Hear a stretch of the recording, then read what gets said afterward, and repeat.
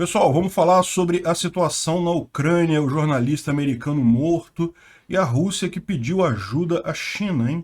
Essa notícia foi sugerida, ou essas notícias foram sugeridas por Eder Sena, Pandemonium e mais um monte de gente. Obrigado aí a todo mundo que sugeriu a notícia. Obrigado a você que está assistindo o nosso vídeo. Se você gosta do nosso conteúdo, por favor, deixe o seu like e se inscreva aqui no canal, né? Pois bem, o que a gente está vendo é que a situação está mais ou menos estática. A Rússia parou de avançar com a velocidade que vinha fazendo antes. Existem alguns avanços russos. A cidade de Polohy, por exemplo, foi tomada, uma cidade pequena. As forças aqui que estavam indo em direção à usina nuclear da Ucrânia do Sul, uma parte delas está avançando agora em direção a Kryvyi. Então tem alguma movimentação, mas, de novo, a impressão que dá é que as linhas de logística estão muito esticadas lá. A Rússia está sem fôlego para avançar mais, e o que eles estão mudando agora é a estratégia para bombardeio. Tem feito muitos bombardeios. Se você olhar aqui, tem algumas informações aqui para cima. Deixa eu ver, acho que está mais para cima aqui. Aqui, ó. A quantidade de bombardeios nos últimos dias realmente muito grande, inclusive explodindo aquele posto militar que tinha na Ucrânia, lá perto da Polônia, no oeste. Parece que morreram 35 pessoas e mais de 100 pessoas estão feridas. Agora a gente sabe que esse posto foi bombardeado, segundo a Rússia, porque tinha armas lá, mas não era isso não. Lá era um centro de treinamento onde o exército ucraniano estava treinando a legião estrangeira, os soldados estrangeiros que vinham lutar a favor da Ucrânia, né? E mostra mais uma vez clara que a preocupação da Rússia, porque eles estão vendo que a Ucrânia, em termos de imagem, está muito melhor do que a Rússia. A Rússia só conseguiu trazer de voluntário estrangeiro para lutar na guerra da Ucrânia sírio, pessoal checheno, que eram pessoas que já estavam muito ligadas ao governo russo mesmo.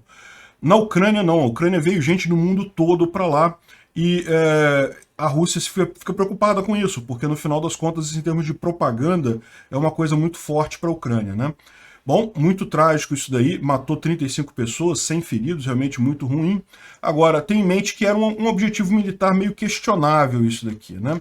Eles estão falando aqui dos diversos ataques aéreos, né, de mísseis e aéreos, e realmente a Rússia parece que migrou, ao invés de forçar avanço de tropa, conquista de território ou a tentativa de fazer o cerco a Kiev, eles vão partir agora para bombardear as cidades, né? Isso é uma coisa que leva a um custo maior em termos de vidas civis, porque a maior parte das bombas não tem tanta precisão assim, vai acabar atingindo o civil, vai acabar matando muita gente, e a ideia é aquilo que eu falei no meu vídeo de ontem lá no Visão Libertária. Parece que realmente o Putin já viu que ele não tem como ganhar esta guerra, então a ideia dele agora é tentar passar a mensagem para a Ucrânia que essa guerra vai durar anos, que eles vão continuar por anos bombardeando, matando gente, então que é melhor o governo ucraniano renunciar ou assinar um acordo de paz qualquer, se render totalmente, que aí acaba esse inferno e coisa e tal, né?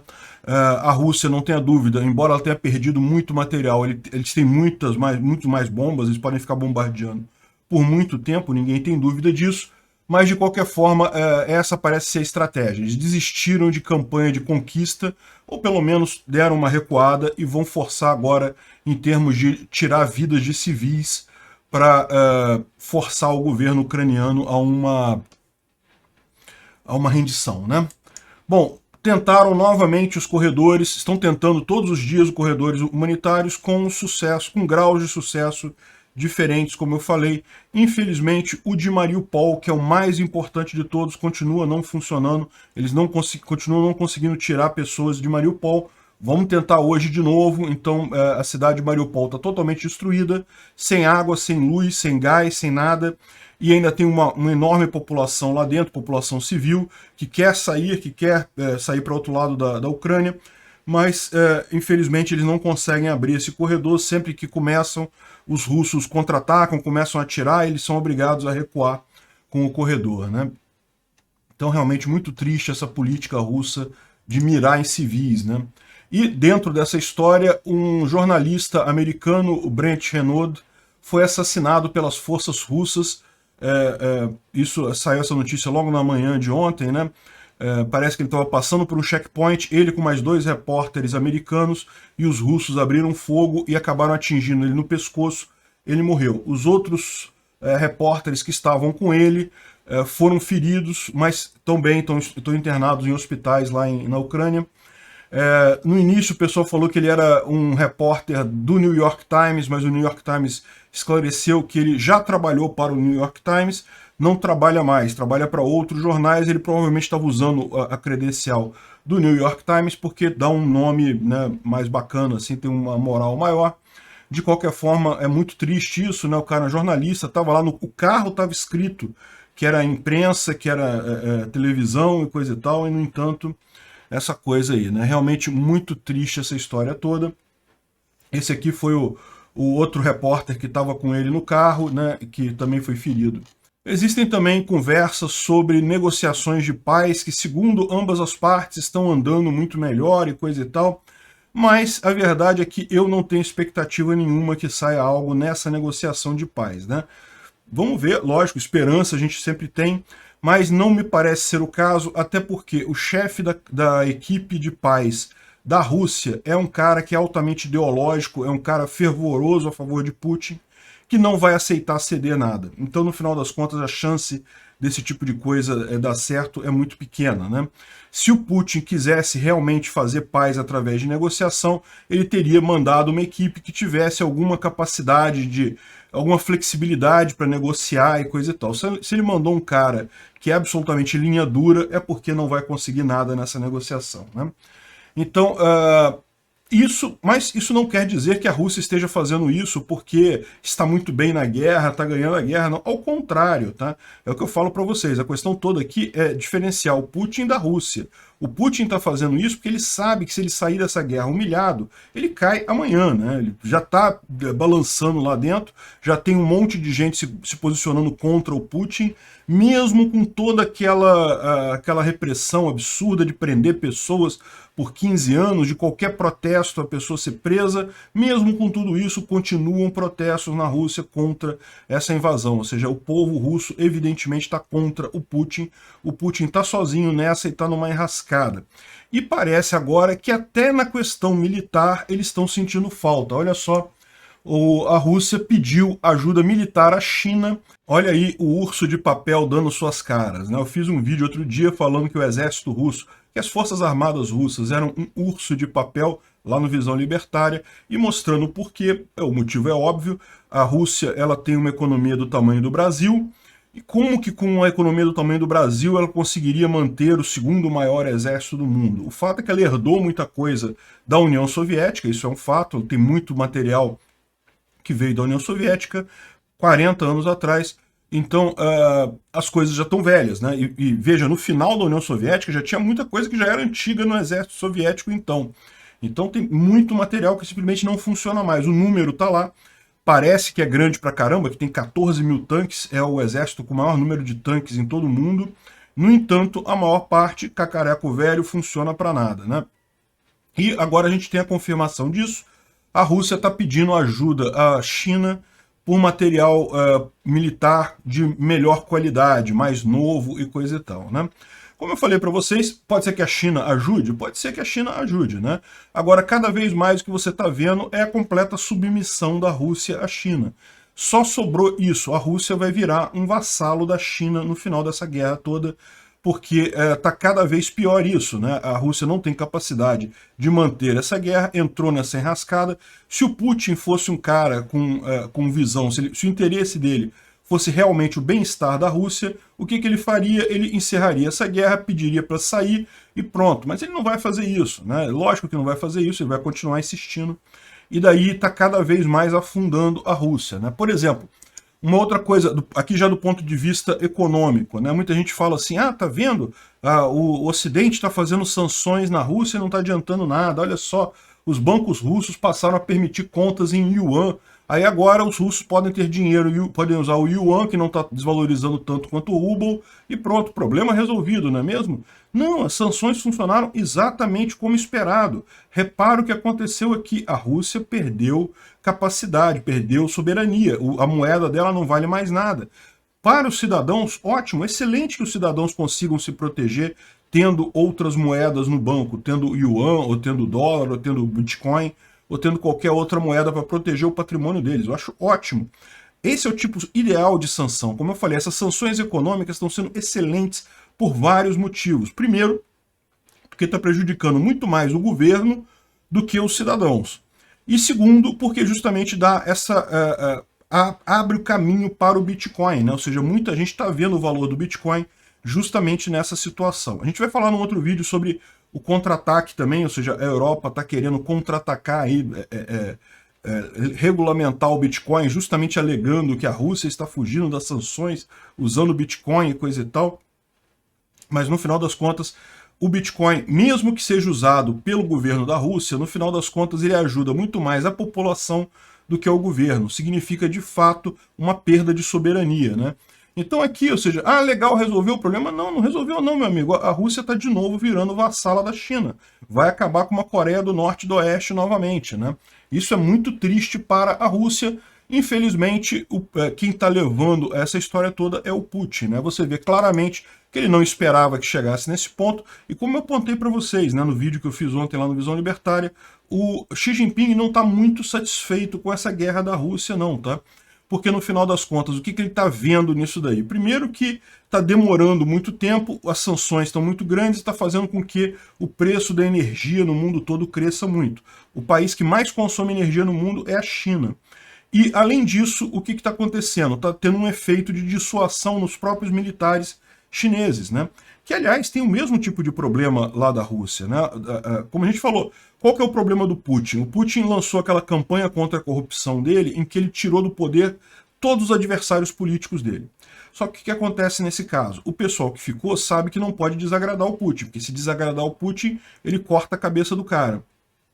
Então, todo mundo só dá notícia positiva para ele. Mesmo durante a guerra, pelas decisões que estão sendo tomadas, estratégicas, o pessoal entende que a Rússia está recebendo reportes muito mais, digamos, enfeitados, muito mais bonitinhos do que é a realidade no campo de batalha. Então, o Putin acaba ficando cego. Ele não tem ele não tem informação verdadeira chegando a ele. A informação passa a ser totalmente distorcida, e aí ele tem que tomar decisões nesse sentido, com essa informação distorcida, acaba fazendo merda. E o Xi Jinping tem o exato mesmo problema. O Xi Jinping também fez uma campanha de combate à corrupção que, no final das contas, não visava combater corrupção nenhuma, era para tirar os inimigos dele do Partido Comunista, tirou um monte de gente que não gostava dele, que ele não gostava das pessoas, e agora acaba com o mesmo problema. Ele está tendo um monte de relatório dizendo que não, que a China, se quiser invadir Taiwan, invade em 2 horas e não sei o que lá, os Estados Unidos não vai fazer nada não e não sei o que lá.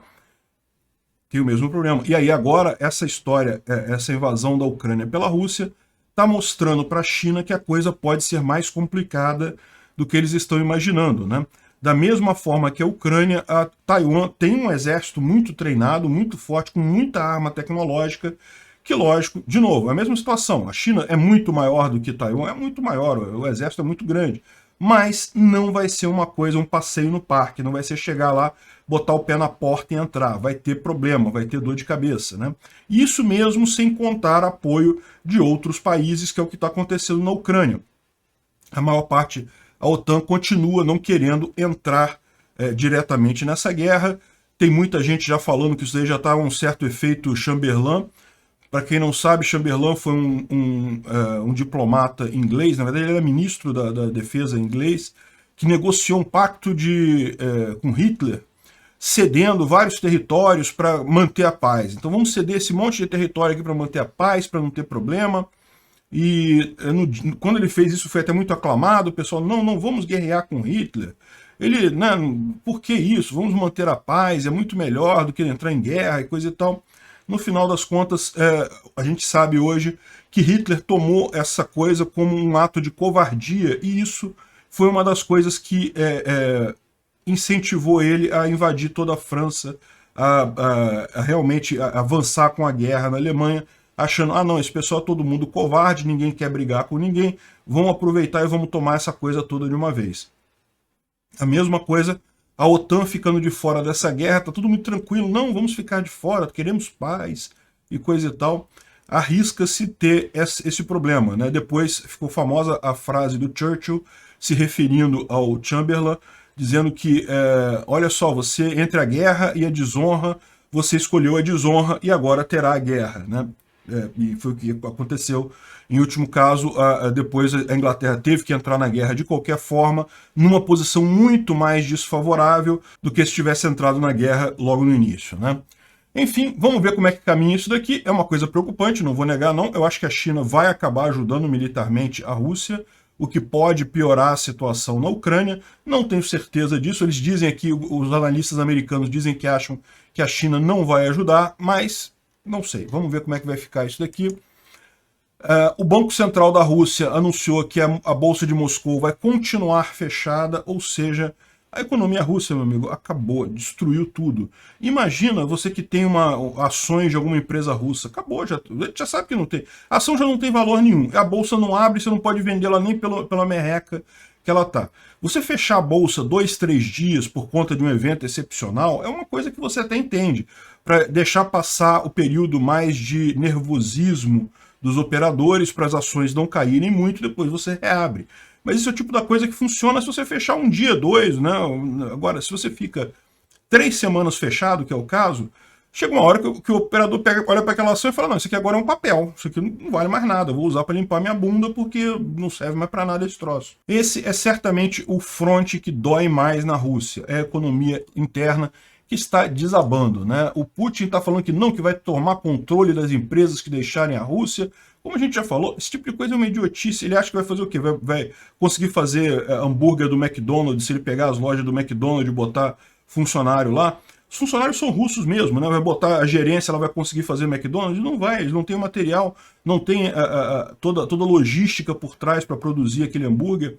Vão fazer alguma coisa, uma coisa ineficiente, muito pior, e pior, como a empresa vai ser nacionalizada, ou seja, vai virar estatal, você sabe o que acontece em empresa estatal, né? O objetivo da empresa passa a ser dar dinheiro para o corrupto, ao invés do objetivo da empresa ser fornecer um bom serviço ao consumidor, para o consumidor aumentar e gastar mais e daí você ter lucro, o objetivo da empresa passa a ser dar dinheiro para o político corrupto que está tomando conta dela. No final das contas, meu amigo, é a União Soviética de novo. Enfim, muito triste tudo isso que está acontecendo. Vamos esperar ver aí como é que continua isso daí. Eu acho que enquanto o Putin não cair, essa guerra não acaba não. Obrigado por assistir o vídeo até o final.